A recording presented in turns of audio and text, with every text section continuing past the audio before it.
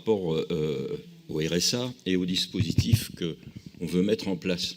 J'entendais tout à l'heure M. Dallier s'inquiéter du coût du personnel dans notre budget. Effectivement, on ne traitera pas les allocataires du RSA avec le virtuel. Il faudra bien avoir des personnes en face, des personnes formées, pour pouvoir travailler sur les orientations et sur l'insertion. Je dis ça d'autant plus qu'on a quand même vécu quelques années, et peut-être que ça continuera quand même, avec moins 2, moins 3%, moins 5% sur les services, pour essayer de rentrer dans le cadre budgétaire et de pouvoir aussi financer les investissements, notamment ceux des collèges, premier plan des collèges. Voilà, donc je pense qu'on ne peut pas découpler, tiens, d'un côté, on a le RSA, le gouvernement en reprend une partie, et de l'autre côté, ne pas prendre en compte les impacts que ça a eu sur les services, sur les effectifs, parce qu'il y a bien dans le service social des secteurs où on n'est pas bien couvert. Et puis sur un autre phénomène dont il faut tenir compte, c'est que le blocage du point d'indice, le nombre de personnes en grande difficulté avec la complexité aussi des situations de plus en plus difficiles, fait qu'on a du mal à recruter maintenant du personnel. On a du mal à trouver des personnes dans le domaine du social.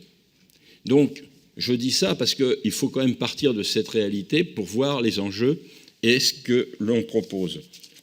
On peut dire que toutes ces orientations qui ont été décrites, je le rappelle très rapidement, le doublement du nombre de référents, le doublement des places dans les actions d'insertion, une approche plus globale et plus humaine des publics accueillis, c'est vrai dans le social en général, où de plus en plus on a des dispositifs en face des personnes et on ne les traite pas dans leur globalité.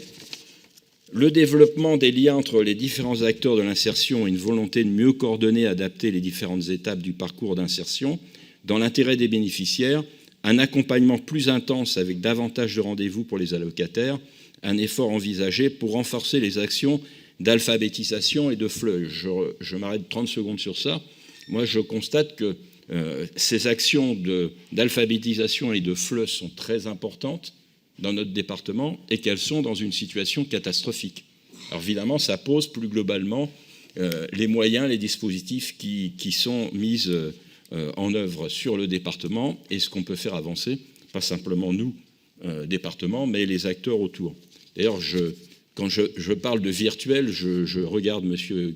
Canaroso, puis je me dis qu'avec Alliance, on a des dispositifs virtuels pour voir les appétences des gens qui vont être amenés à changer de métier.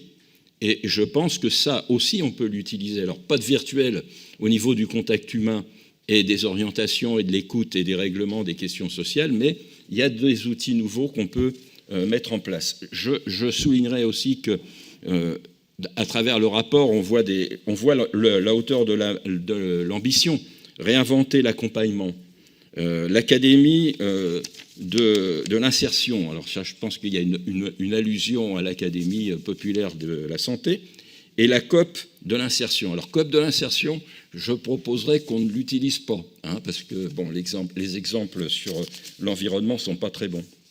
Et donc, on voit bien la hauteur de l'insertion. Donc, on ne peut qu'approuver ces ambitions, ces orientations. Par contre, on peut se poser des questions sur les mesures qu'on met en place. Alors, j'ai bien entendu deux choses. Stéphane a précisé que les choses allaient se construire sur 2 ans, qu'il y avoir, Mélissa Youssouf nous a dit qu'il y allait avoir des rencontres avec les acteurs, avec les élus, etc. Et puis, elle a souligné un point en disant « Certains s'interrogent sur le rôle des services sociaux. Que vont-ils devenir ?» Alors, il faut les rassurer. Je vous rappelle qu'en Seine-Saint-Denis, il y a 28% des personnes qui sont en situation d'être en dessous le seuil de pauvreté sur leurs revenus et qu'il y en a 5% qui sont allocataires du RSA. Alors, il y en a sans doute aussi qui ne recourent pas au RSA alors qu'ils y ont droit. Mais je souligne ça parce qu'il faut quand même être attentif sur ce qui se dit sur le secteur social, où les services sont parfois en manque de personnel d'ailleurs, en disant qu'il faut qu'ils prennent plus en compte l'insertion. Moi, je pose une question. On va avoir des conseillers d'insertion, si j'ai bien compris, dans les CSS.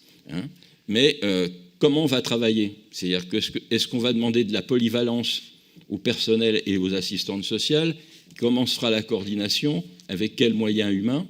et être attentif à ce que, je le rappelle, on a eu le rapport du VOU sur le travail social et les questions sociales sur le département, avec des préconisations qui n'ont pas toutes été mises en œuvre.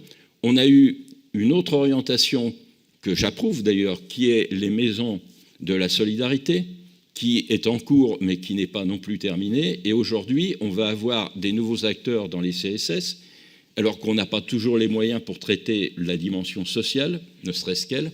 Je pense qu'il faut être très attentif à ne pas déséquilibrer les choses, à bien écouter les acteurs et le personnel sur comment on peut avancer là-dessus. Je pense qu'il y a une fragilité là-dessus.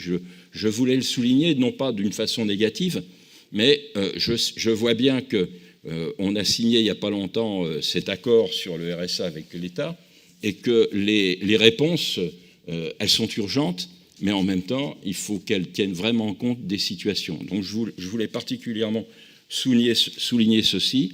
Un point aussi qui me paraît important, c'est ce qui a été dit sur l'économie sociale et solidaire. Il faut vraiment les accompagner, les aider, parce que c'est un des facteurs déterminants pour pouvoir réussir notre pari. Voilà ce que je voulais vous dire sur les questions de l'insertion, c'est-à-dire, globalement, il faudra du personnel. Alors j'ai vu que dessus, il y a des outils comme les SMS et les mails qui seront utilisés, et je ne suis absolument pas contre, parce qu'il faut qu'on se mette au goût du jour des modes de communication. Évidemment, ça ne remplacera pas le contact humain. C'est pas une phrase en l'air, hein, c'est une vraie question. Et puis, le SMS, attention à la solution miracle.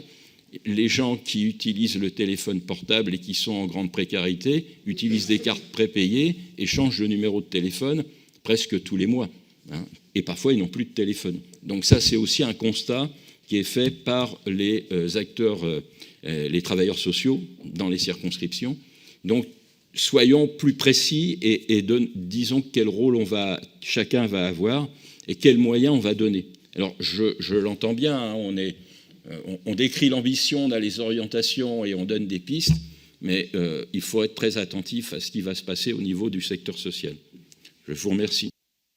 Merci. Sylvie Paul. Oui, merci.